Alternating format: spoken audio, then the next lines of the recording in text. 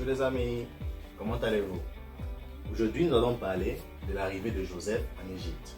Si vous vous souvenez de la leçon d'hier avec notre sœur Kélia, elle a parlé de la vente de Joseph aux Madianites par ses frères, parce que ses frères étaient jaloux. Du coup, Joseph arriva en Égypte en tant qu'esclave. Il a été vendu à un grand chef qui s'appelait Potiphar. Potiphar avait une grande maison, beaucoup de serviteurs, avec beaucoup de brebis, de champs. Il était riche, si vous voulez. Alors, il donnait des ordres à Joseph de faire des petites tâches comme serviteur. Joseph le faisait toutes ces tâches à l'heure, au bon moment, avec propreté. Il était toujours fidèle dans tout ce qu'il faisait. Tellement il était fidèle que Potiphar l'aimait, parce que tout ce qu'il faisait, il le faisait bien.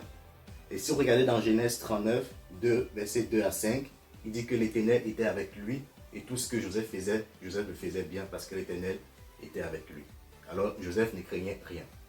Alors un beau jour, Potiphar aimait tellement Joseph dans tout ce qu'il faisait qu'il a dit à Joseph que toi, tu vas diriger ma maison. Il était devenu comme ce qu'on appelle un intendant. Donc c'était le sous-chef de Potiphar, le bras droit si vous voulez de Potiphar.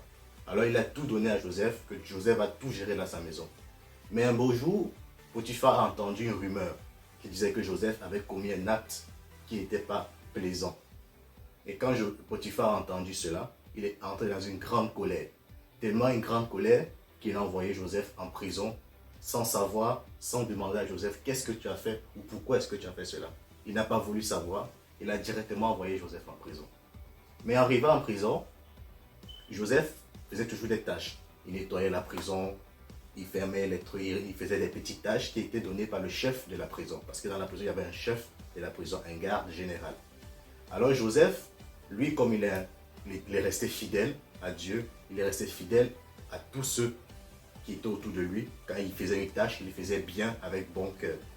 Alors le chef de la prison aimait Joseph parce que Joseph faisait tout avec bon cœur. Si vous vous souvenez bien, c'est exactement ce que Joseph faisait dans la maison de Potiphar.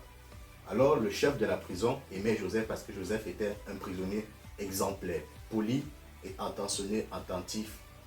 Il était dans le parfait, on va dire comme ça. Et du coup, le chef de la prison a décidé que Joseph va être le sous-chef de la prison, donc celui qui va gérer la prison, comme il a géré la maison de Potiphar.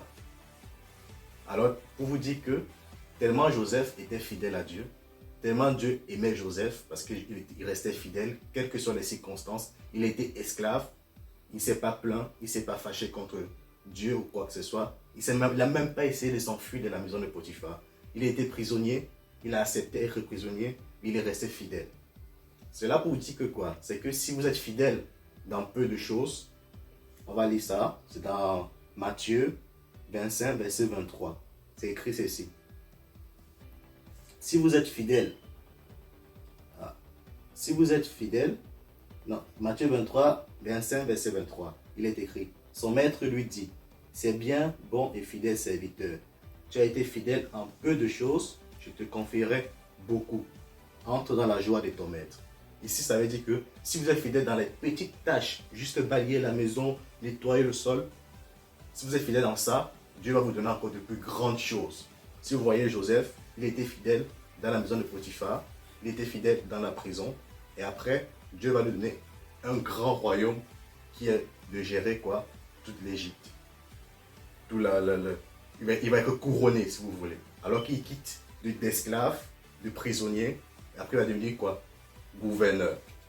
Tout cela pour vous dire que si on est fidèle dans peu de choses, le Seigneur nous donnera encore de plus grandes choses.